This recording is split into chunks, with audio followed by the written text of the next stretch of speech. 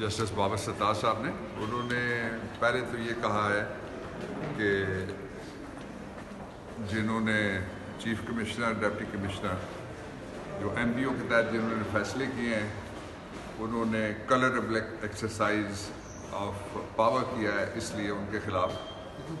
جو کارروائی ہے فوری طور پہ وہ کی جا سکتی ہے اور کی جانی چاہیے۔ دوسرا انہوں نے یہ کہا ہے کہ جو مارشل لاء کے آرڈرز کے نیچے سے اس کو ڈپٹی کمشنر اور چیف کمشنر کو جو پاورز دی گئی تھی وہ ساری کی ساری غلط ہیں، اور اس کے ساتھ ہی انہوں نے جتنے بھی آرڈرز جاری کیے گئے تھے 3 MPO کے، ان کو بھی ناجائز قرار دیا ہے۔ اس سے میں سمجھتا ہوں کہ اسلام آباد میں میرا ایک دیرینہ ایفرٹ تھی کہ اسلام آباد کو جو باقی فیصلہ تفصیلی وہ آپ دیکھیں گے، تو انہوں نے کہا کہ اسلام آباد کے اندر جو فیڈرل گورنمنٹ ہے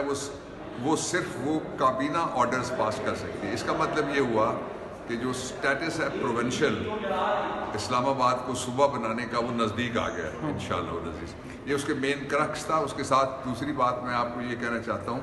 کہ انتہائی بے شرمی کے ساتھ اور بے رحمی کے ساتھ کل شہباز شریف نے حملہ کیا ہے ایک پشاور ہائی کورٹ کے اوپر۔ اس کو شرم آنی چاہیے۔ پروونشل اٹانومی کوئی چیز ہوتی ہے، جو انڈیپینڈنس آف جوڈیشری ہے وہ بھی کوئی چیز ہوتی ہے۔ اگر اتنی تمہیں تکلیف ہے تو اس میں رٹ میں جا کے پشاور میں فریق بنو، وہاں اپنا چہرہ دکھاؤ، پھر تم سے ہم سوال پوچھیں گے کہ تم نے کس طرح کتنے NRO لیے ہیں، تمہارا بھائی، تمہارا پورا خاندان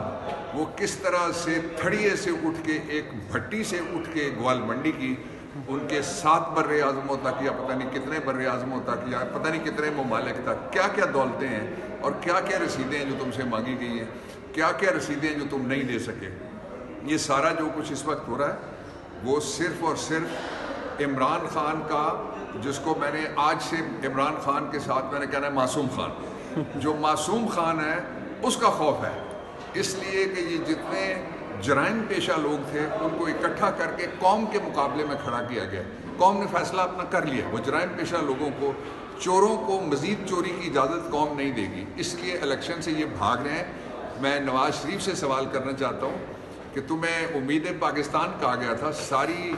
پوری کی پوری گورنمنٹس 5 نے لگ کے تمہیں یہاں تک پہنچایا تھا، باہر نکلو نے جلسہ کرو، گوال منڈی میں ہی آ جاؤ۔ اچھا ڈاکٹر صاحب، جسٹس میاں گل حسن اورنگزیب نے اہم فیصلہ سنایا ہے، بیرسٹر گوہر کو عمران خان سے الیکشن کے حوالے سے مشاورت کی اجازت دے دی ہے، اور اہم ریمارکس دیے ہیں کہ ایڈیشنل اٹارنی جنرل اور اٹارنی جنرل یہ نگران حکومت کی نمائندگی کریں، آپ کیوں روک رہے ہیں؟ اس طرح تو آپ الیکشن کو ڈی ریل کرنا چاہتے ہیں، کیا آپ سپریم کورٹ کے بعد میرے سے بھی اضافی نوٹ لکھوانا چاہتے ہیں؟ پیش کرتا ہوں ان فاضل جج صاحبان کو جنہوں نے ان مشکل ترین حالات میں بھی رول آف لاء کی شمع کو روشن رکھا ہے، آئین کی بالادستی کے لیے کام کیا، ان کو تاریخ ہمیشہ یاد رکھے گی، اور پورے پاکستان کے جو جمہوریت پسند اور پورے پاکستان کے جو کانسٹیٹیوشن کی سپریمیسی پہ بلیو کرنے والے وکیل ہیں وہ ان کی پشت کے ساتھ کھڑے ہیں، اور قوم بھی ان کے ساتھ کھڑی ہے۔ جو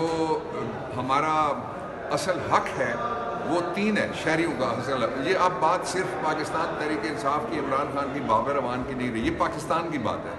ہمارا یہ حق ہے کہ ہم اپنے مستقبل کا فیصلہ اپنے ووٹ کے ذریعے سے کریں۔ ہمارا یہ حق ہے کہ اپنی معیشت کا فیصلہ ہمارے منتخب نمائندہ لوگ کریں، IMF کے منتخب نمائندہ لوگ یا NRO کے منتخب نمائندہ لوگ نہ کریں۔ آپ کو پتہ ہے کہ سب سے بڑا جس نے پاکستان کے ساتھ فجنگ کا فراڈ کیا ہوا ہے اس کو بار بار لایا جاتا ہے، وہ کہتے ہیں جی ڈالر سستا ہو جائے، وہ کہتے ہیں جی معیشت بار۔ آج غریب کا چولہے کا کیا حال ہے آپ مجھے بتائیں نا، آپ کی تنخواہ میں آپ کا گزارا ہوتا ہے، آپ مجھے بتائیں نا،